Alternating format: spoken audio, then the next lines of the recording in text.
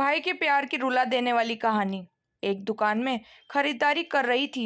तभी मैंने उस दुकान के कैशियर को एक 5-6 साल के लड़के से बात करते हुए देखा। कैशियर बोला, माफ करना बेटा, लेकिन इस गुड़िया को खरीदने के लिए तुम्हारे पास पर्याप्त पैसे नहीं हैं। फिर उस छोटे से लड़के ने मेरी ओर मुड़कर मुझसे पूछा, आंटी, क्या आपको भी यही लगता है कि मेरे पास पूरे पैसे नहीं हैं? मैंने उसके पैसे गिने और उससे कहा, हाँ बेटे, ये सच है कि तुम्हारे पास इस गुड़िया को खरीदने के लिए पूरे पैसे नहीं हैं। वो नन्हा सा लड़का अभी भी अपने हाथों में गुड़िया थामे हुए खड़ा था। मुझसे रहा नहीं गया। इसके बाद मैंने उसके पास जाकर उससे पूछा कि ये गुड़िया वो किसे देना चाहता है। इस पर उसने उत्तर दिया कि ये वो गुड़िया है जो उसकी बहन को बहुत प्यारी है और वो इसे उसके जन्मदिन के लिए उपहार में देना चाहता है। यह गुड़िया पहले मुझे मेरी मम्मी को देना है, जो कि बाद में जाकर मेरी बहन को दे देगी। यह कहते कहते उसकी आंखें नम हो आई थी। मेरी बहन भगवान के घर गई है और मेरे पापा कहते हैं कि मेरी मम्मी भी जल्दी ही भगवान से मिलने जाने वाली है। तो मैंने सोचा कि क्यों ना इस गुड़िया को अपनी माँ को ले जाकर दे दूँ, जो मेरी बहन को दे देंगी। मेरा दिल धक सा रह गया था। उसने ये सारी बातें एक सांस में ही कह डाली और फिर मेरी ओर देखकर बोला, मैंने पापा से कह दिया है कि मम्मी से कहना कि वो अभी ना जाए, वो मेरा दुकान से लौटने तक का इंतजार करें। फिर उसने मुझे एक बहुत प्यारा सा फोटो दिखाया जिसमें वो खिलखिलाकर हंस रहा था। इसके बाद उसने मुझसे कहा, मैं चाहता हूँ कि मेरी मम्मी मेरा ये फोटो भी अपने साथ ले जाए ताकि मेरी बहन मुझे भूल नहीं पाए। मैं अपनी मम्मी से बहुत प्यार करता हूँ। मुझे नहीं लगता कि वो मुझे ऐसे छोड़ने के लिए राजी होगी, पर पापा कहते हैं कि उन्हें मेरी छोटी बहन के साथ रहने के लिए जाना ही पड़ेगा। इसके बाद फिर से उसने उस गुड़िया को गमगीन आंखों से खामोशी से देखा।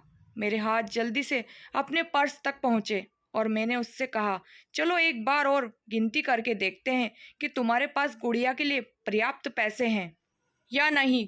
उसने कहा, ठीक है, पर मुझे लगता है मेरे पास पूरे पैसे हैं। इसके बाद मैंने उससे नज़रें बचाकर कुछ पैसे उसमें जोड़ दिए और फिर हमने उन्हें गिनना शुरू किया। ये पैसे उसकी गुड़िया के लिए काफ़ी थे। यही नहीं, कुछ पैसे अतिरिक्त बच भी गए थे। नन्हे से लड़के ने कहा, भगवान का लाख लाख शुक्र है मुझे इतने सारे पैसे देने के लिए। फिर उसने मेरी ओर देखकर कहा कि मैंने कल रात सोने से पहले भगवान से प्रार्थना की थी कि मुझे इस गुड़िया को खरीदने के लिए पैसे दे देना ताकि मम्मी इसे मेरी बहन को दे सके, और भगवान ने मेरी बात सुन ली। इसके अलावा मुझे मम्मी के लिए एक सफ़ेद गुलाब खरीदने के लिए भी पैसे चाहिए थे, पर मैं भगवान से इतने ज़्यादा पैसे मांगने की हिम्मत ही नहीं कर पाया था। पर भगवान ने तो मुझे इतने पैसे दे दिए हैं कि अब मैं गुड़िया के साथ साथ एक सफ़ेद गुलाब भी खरीद सकता हूँ। मेरी मम्मी को सफ़ेद गुलाब बहुत पसंद है। फिर हम वहाँ से निकल गए।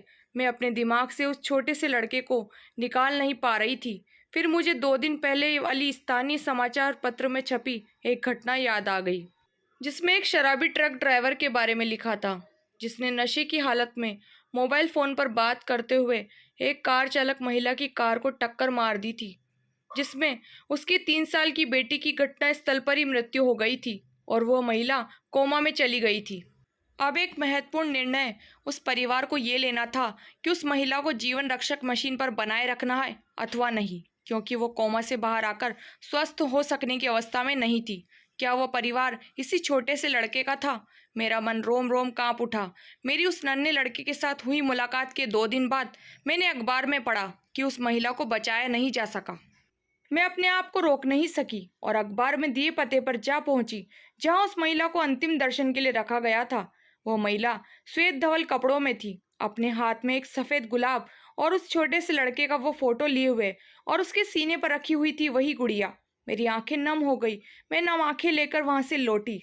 उस नन्हे से लड़के का अपनी माँ और उसकी बहन के लिए जो प्यार था वो शब्दों में बयान करना मुश्किल है, और ऐसे में एक शराबी चालक ने अपनी घोर लापरवाही से क्षण भर में उस लड़के से उसका सब कुछ छीन लिया था। इस कहानी से सिर्फ और सिर्फ एक पैगाम देना चाहती हूँ, कृपया कभी भी शराब पीकर और मोबाइल पर बात करते समय वाहन न चलाएं। दोस्तों, इस कहानी पर आपकी क्या राय है? कमेंट जरूर करें। आपके कमेंट का इंतजार रहेगा। उम्मीद करती हूँ कहानी पसंद आई होगी। कहानी पसंद आए तो लाइक शेयर करना बिल्कुल ना भूलें। चैनल पर नए हैं तो सब्सक्राइब करें, बेल आइकन प्रेस करें ताकि मेरी अगली वीडियो की नोटिफिकेशन मिल जाएगी। आपका कीमती समय देने के लिए बहुत बहुत धन्यवाद। मिलते हैं नई कहानी के साथ।